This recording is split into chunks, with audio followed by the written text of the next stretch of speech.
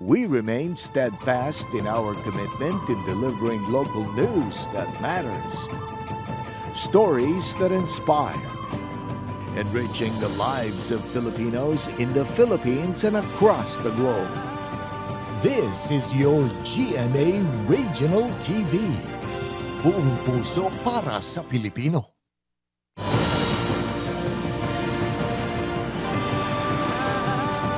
Ini ang GMA Regional TV 1 Western Visayas. May hapon mga puso, ini 1 Western Visayas. Sa adsara sa maturan, kagulas ang ginadampigan. Ako sa Eden Prietos, live sa GMA Bacolod Station. Magadulong sa inyo sang komprehensibo nga mga balita sa Kabisay ang nakatungdan. Ako si Caitlin Revilla, live sa GMA Iloilo Station.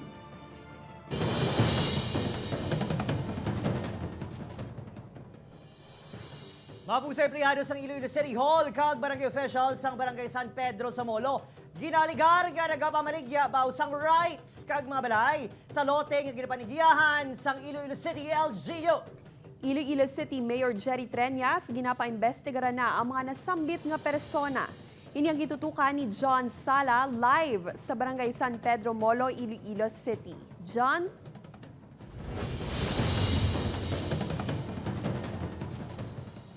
Adrian Kate, ginmandoan na ni Iloilo City Mayor Jerry Treñas ang City Legal Office nga tun-an ang mga dokumento kaangay sa mga deed of sale kag lease agreements may kaangtanan sa mga ginabaligya nga rights kag balay diri sa barangay San Pedro Molo. Ginapayag nga madugay na nga kalakaran apang subong lang nakalabot sa italupangod ni Iloilo City Mayor Jerry Treñas ang impormasyon nga mayara sa mga individual nga nagabaligya sang rights kag mga balay sa lote nga napanag-iyahan sang Iloilo City LGU sa barangay San Pedro Molo. Suno sa alkalde may mga nabaton ini mismo nga pamatuod sa nasambit nga illegal nga aktibidad kag sa karon ginapaimbestigaran na. You know, there are criminal offenses for that. Sandig sa investigasyon sang LGU, isa ka City Hall employee kag isa pagid ka barangay official ang imbulbado sa pagbaligya sang rights kag balay. Very sad kay do isa ko no ka empleyado sang Senro ang dakpan to. I do not know kung job hire siya or permanente, but it's going to be very sad for him. May isa man ka mga barangay official man, no? Tubangon lang nilang ila tubangon. Dugang pa sang alkalde may mga notice to vacate na ang tanan nga mga illegal settlers sa lugar kag sa tion nga matapos na ang relocation sites para sa ila insigida nga pahalinon sila sa nasambit nga lugar. Gintinguan sang news team makuha ang bahin sang barangay official sang San Pedro Molo apang wala pa sang may nagatubang agud maghatag sang pahayaga.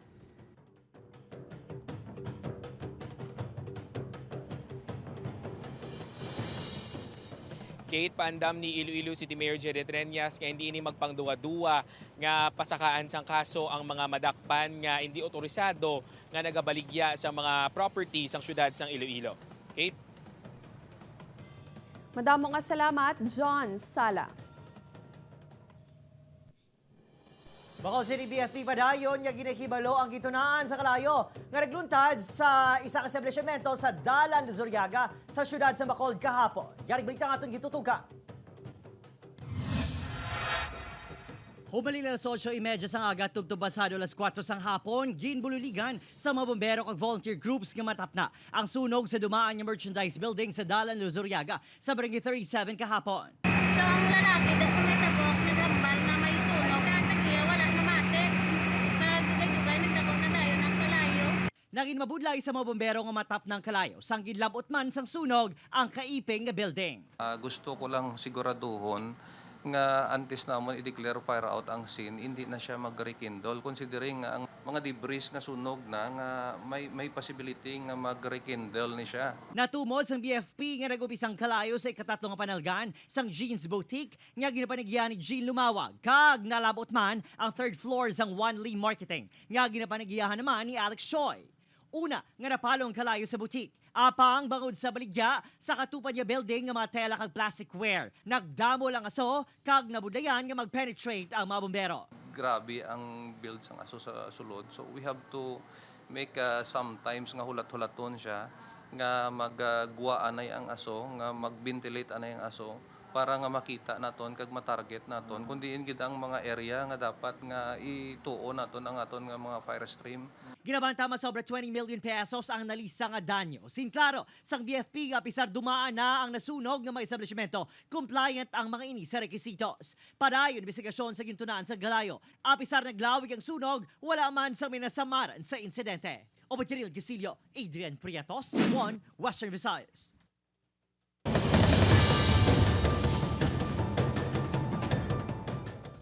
Sa bispera sang adlaw sang paghigugma mga flower shops masako na. Swak payhan sa budget ang bilisang bulak. Hibaloon ta sa pagtutok ni Darrell Marie Sarmiento. Roses are red, violets are blue, Valentine's Day na buwas. May budget na balayu? Tipikal nga makabatan sang I love you kung adlaw sang paghigugma. Pero kung may pabulak pa, lain gid ang pagpisik-pisik sang aton kasing-kasing, hindi bala? Gani, kapuso, listahan na ang budget kung sarangan mo pa bala. Sa masami, mabakal, roses nga 1 dozen, 1,800 pesos, tubtob 2,000 pesos ang bili. Kung customize o kung mapili ikaw sang sa isang bulak nga luyag mo ipabuki, 500 pesos tubtob tumatagingting nga 25,000 pesos ang bili. Pero kung short sa budget, may arating 150 pesos lang. Sunod sa mga manugbaligya, may ara na gid man nag-advance order sa ila. Siguro 2 weeks before kay may mga regular customers kami nga nag-advance booking na sa amon, advance orders na sa amon kay hindi sila kay sabi sa experience nila before na budlayan sila sa pila. Bisan kuno halos 30% nga nagmahal ang ila bulak nga gikan pa sa China, Cagayan, kag Dangwa. Ginatinguan nila mangin budget friendly pa ini para may makabakal pa. Ma-deposit sila eh. Oo. Ben gina full naman nila nga daan bayad. Umagad yung rose. Kamo na ano kay siyempre kamal na daan kapital, hindi naman bakal ang tao kung tama ka mahal. Si Paula Gani nga excited na sa Valentine's Day. Kulukan vas lang kuno anay para the cheaper, the better. Ga-canvas pa lang ba si may arap nga barato ah. Ready na ang budget. Pahanumdum lang mga kapuso ha, hindi magpa-pressure sa ihatag sa Valentine's Day. Ang importante, gapalang-gaanay, kag wala ni isa sa inyo ang cheater. Upod kay Hans Desierto, Darrell Marie Sarmiento, 1 Western Visayas. Overseas Filipino worker nga tumandok naman sang Buenavista, Guimaras, isa sa mga napatay sa linog nga nagluntad sa Turkey. Mga himata sini nagahinyo kung tani nga mapauling iya bangkay. Yaring britang itutukan ni Ashley Liza. Ang ini nga mga litrato sang 71 anyos nga OFW nga si Rose Mariga ang nagaserbehan dumanan sang iya pamilya sa iya pagtaliwan. Isa ini sa nilibo ka mga tawo nga napatay sa nagluntad nga linog sa Turkey sang damlaglang. Tumandok sang barangay Daragan sa banwa sang Buenavista, Guimaras ang pamilya ni Rosemary. Ikapito ini sa 11 ka mag-ululutod, tuman ka mabinuligon. Ini ang pagkilala sang iya mga himata sa iya.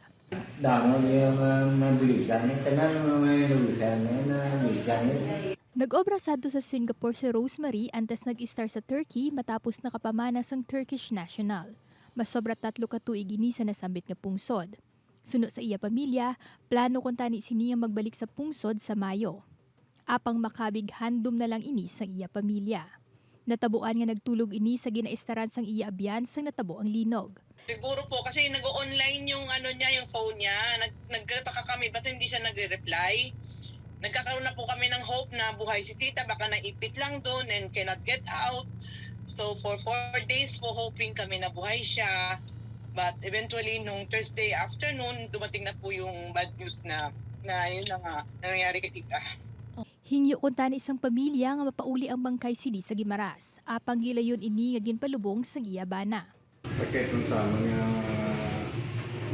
wala na magkakaroon naman nga napatay sa pero yung sa amin ang gusto na namin mapulit makapulit din sa nilibig. Nagapanawagan sang bulig ang pamilya sang OFW nga kuntani makaupod nila sa ulihi nga kahigayunan ang ilahimata nga ginbawian sang kabuhi sa nagluntad nga trahedya. Upod kay Romel Parquia, Ashley Liza, 1 Western Visayas.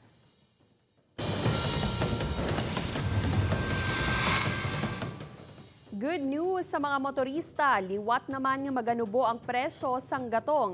Ilabi na ang diesel kag kerosene nga ipatuman buwas Martes. Suno sa oil industry sources, 2 pesos kag 25 sentimos, tubtub 2 pesos kag 55 sentimos ang iganubo sa kada litro sang diesel. Samtang ang kerosene ang maganubo sang 2 pesos kag 35 sentimos, tubtub 2 pesos kag 65 sentimos. Samtang ang gasolina ang ginalantaw nga maganubo sang 5, tubtub 15 sentimos kada litro. Posible man nga wala sang mangin paghulag sa presyo sini.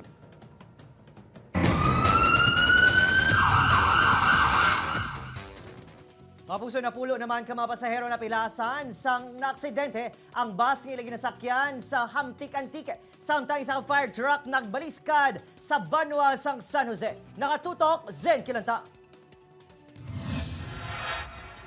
Natumba sa tunga sang dalan ang Ceres bus nga ini nga ginamaneho ni Luben Magbanwa. Halin sa Iloilo City ang bus kag padulong kuntani sa Katiklan sa maaksidente sa barangay Kalakhawan, Hamtik Antique. Suno sa Hamtik Police may 33 kasakay ang bus, lakip na ang konduktor kag driver. Nakaangkon sang minor nga pilas ang pulo ka mga pasahero kag hilway naman sa katalagman.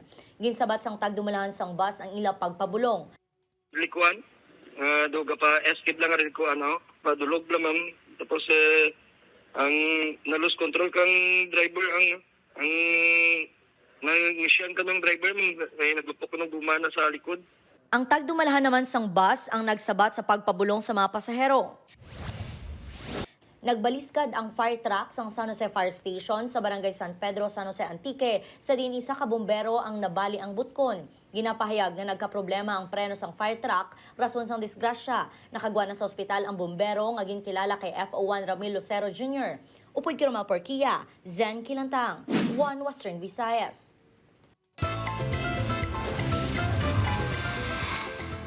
Happy Fiesta! Siyam ka competing groups nagpaindisindi sa tinalikdan nga dinagyaw sa tabla street dance and arena competition. Selebrasyon, mas nangin madinuagon kag masadya kaupod ang mga sikat nga kapuso stars. Sa Iri Pedreso nakatutok.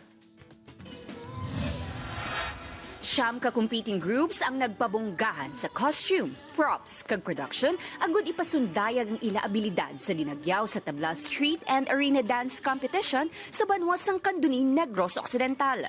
Hindi lang ang dance moves ang nakakuha sang atensyon sa mga tumalanaw kag bisita, kundi ang mga higante nga props nga nagatiglawas sang agricultural products nga ginapabugal sang kada banwa. Ginkalipay naman ni Mayor Ray Ruiz nga nangin madinalagon ang pagbalik sang dinagyaw sa tablas. Nagapakita nga willing gyapon ang taga-Kandunin mag-unite kag mag-isa para sa kasadyaan sa tanan. Samtang antis pa man matapos ang gabi, ginhulat gid sang fans ang ila sini mga idolo nga kapuso stars. Oo, gawat kami nagbalon gid kami para sa panyapon. Ang municipal gym na puno gid sang kapuso fans. Makitaan sa ila nawong ang kasadya kag excitement nga makabanding sanday Andre Paras, Kate Valdez kag Andrea Torres.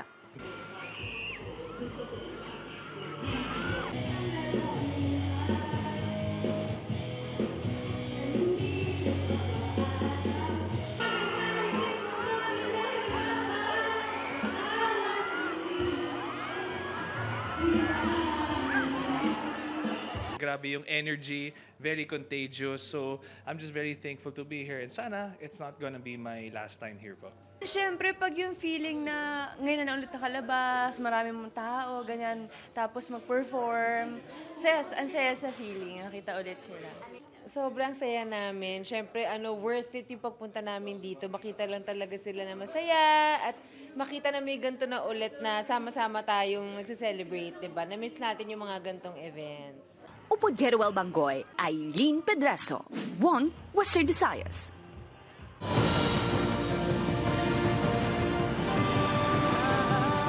Ini ang GMA Regional TV 1 Western Visayas.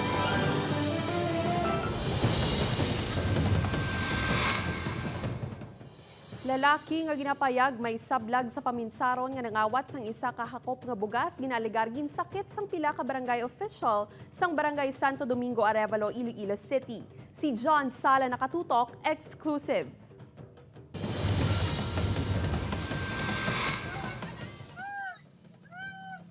Sa video nga ini nga ginpadala sa isa ka concerned citizen sa GMA Regional TV, makit-an ang lalaki nga may bit-bit nga bag nga ginabaklid sang duwa ka mga lalaki. Samtang ginapunggan, makit-an nga gintapungol ini sang lalaki nga nakaitom kag ginsumbag pagit sa chance ang lalaki nga naka-checkered. Mabatian sa video ang pagsinggit kag paghilibion sang lalaki.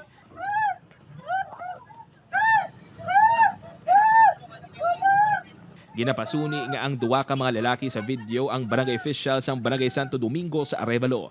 Sa pagpangusisa sang Arevalo Police, gintakop ang lalaki sa video matapos nga nagpangawat sang isa ka hakop sang bugas sa balaligyaan. Dugang paniulano, bisan silang natingalaman kun nga may mga lagob ang lalaki sang gindala sa police station. Didto kag ila na assess nga may sablag ini sa paminsaron bangod hindi ini maistorya sang tarong. Ang suspect hindi may istorya. Because nga somehow daw na figure out nila nga daw may psychological defect ang tao. So ang sabat man lang sang mga barangay official is during the time of pag-arrest ko nila, may grappling ko ng tabo, tinatural ko may gasgas. Ginpadulungan sang GMA Regional TV ang Barangay Hall sang Barangay Santo Domingo apang ula sang barangay official nga nagatubang sa news team. Nagpahayag ang punong barangay nga may ginpadulungan ini kag hindi makahatag sang komento sa natabo kag kun sino sa iya barangay official sang imbulbado. Posible nga magpangatubang sang kaso nga physical injuries kag administratibo ang mga ginapasuni. Opisyal sang barangay nga nagsaputi sa lalaki. Dapat sila even though nga criminal or kung ma-assess mo daw bad guy, it does not mean nga you're free na nga magpanakit dara. Upo kay Cirilo Dinduque, John Sala, One Western Visayas.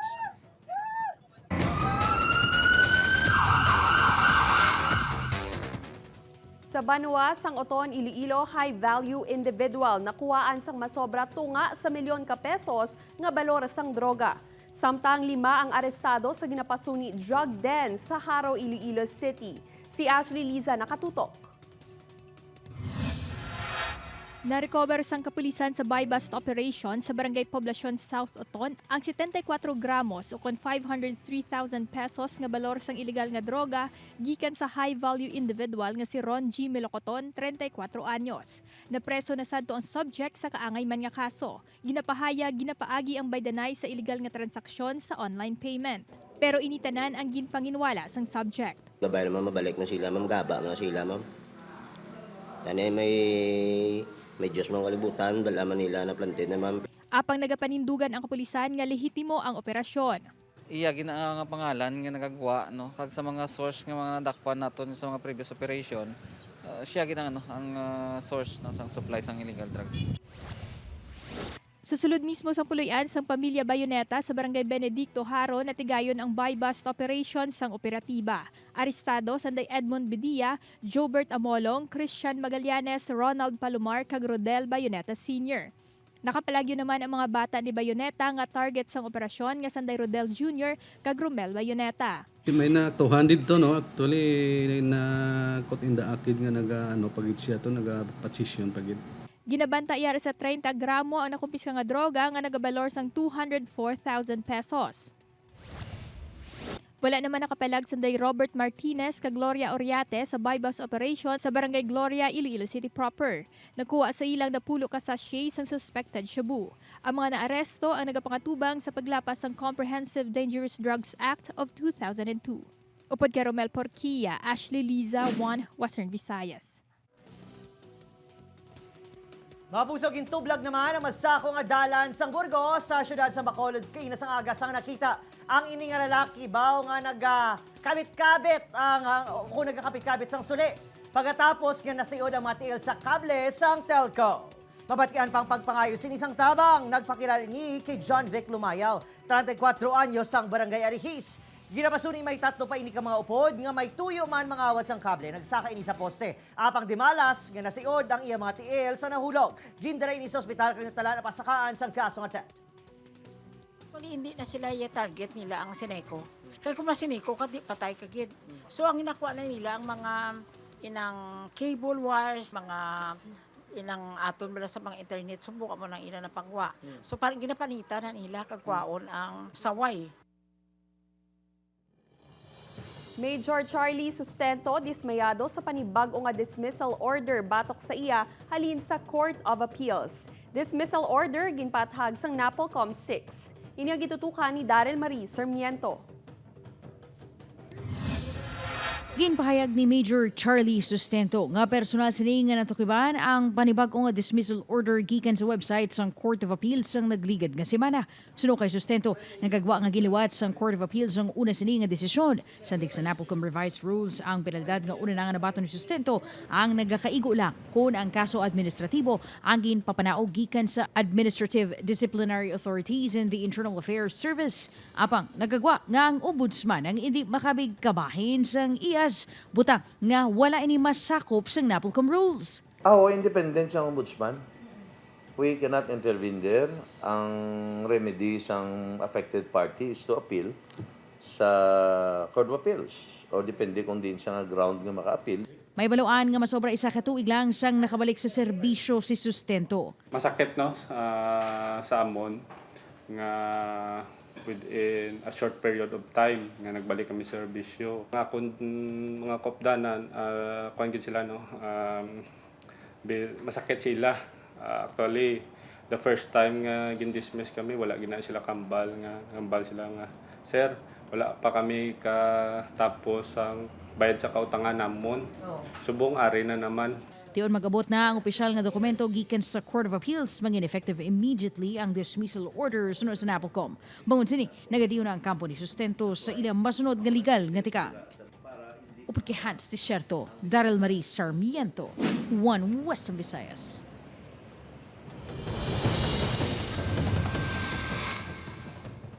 Mga pugso, isa naman kay LPA o kung low pressure area ginabantayan sa karon sa gawas ng Philippine Area of Responsibility o CONPAR. Sunod sa pag-asa, manubong tsansa sini nga mangin isa ka bagyo apang wala ginadula ang posibilidad nga magsulod ini sa PAR. Apektado sang trough o kung extension ng LPA ang pinakabahin sa Visayas. Base sa datos ng Metro Weather, posibleng pag-ulan-ulan sa Aklan, Capiz, Antique, Iloilo, Guimaras, Caga, Negros Provinces. Posible man nga mag-ulan sa nabiling nga bahin sa Visayas. Maulanon man ang tiyempo sa nakong bahin sa Mindanao kag sa pinakabahin sa Southern Luzon. Parayon naman nga nag-apekto ang mabugnaw nga hangin amihan, ilabi na sa Luzon. Kaya na sa aga mga puso na record ang 8.7 degrees Celsius sa La Trinidad, Benguet. Sunod sa pag-asa sa karon, inina ang pinakabago nga pinakamanubo nga temperatura sa pungsod subong amihan season.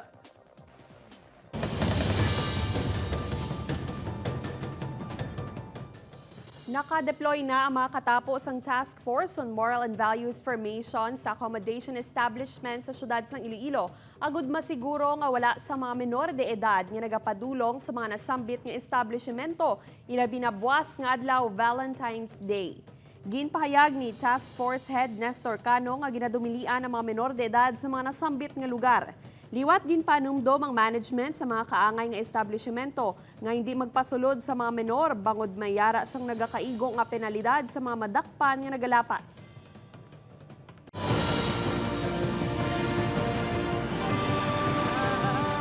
Ini ang GMA Regional TV 1 Western Visayas.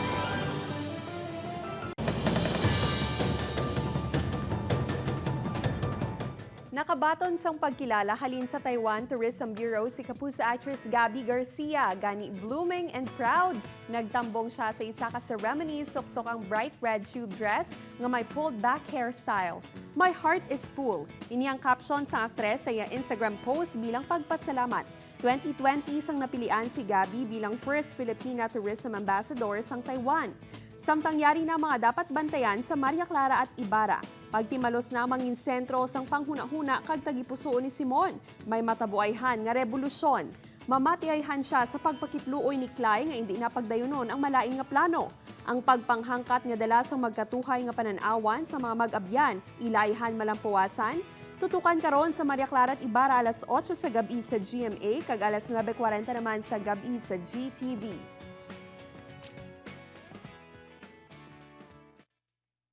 Presidente sang ASOCON Association of Chief Executives sa Negros Occidental, dismayado sa pagsunog sang masobra 1 million pesos nga balor sang itlog nga irigal nga ginpasulod sa syudad sa Bacolod. Yaring baliktang atong gitutuka.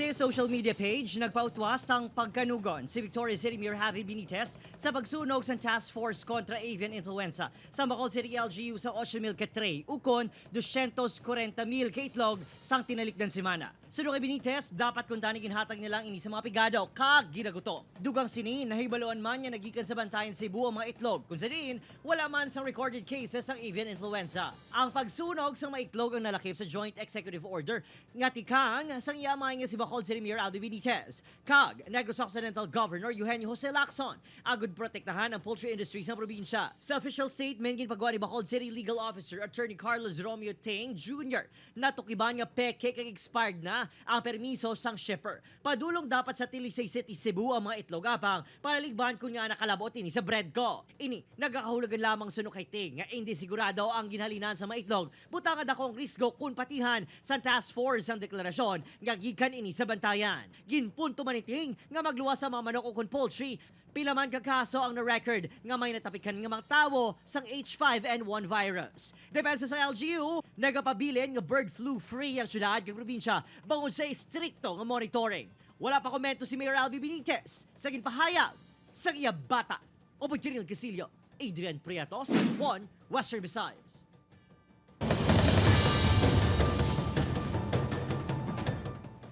Sa mga nagapanumdum pa sang mahimo iregalo sa ila kahagugma sa Valentine's Day, aton hibaloon sa pagtutok ni Zen Kilantang. Isa ka semana antes ang adlaw sang paghigugma, nagapangita na sang pinasahi kag memorable nga regalo ang pila naton kakapuso para sa ila kahagugma. Si Joanne, agud mas personal kag pinasahi kuno ang regalo sa iya tiya sa birthday kag Valentine's Day, nagpahimo ini sang caricature. Ang portrait family nga picture nila kay since ma-celebrate man siya sang sang 50th golden birthday. So amo man na ako naisip since malapit naman ang Valentine's Day.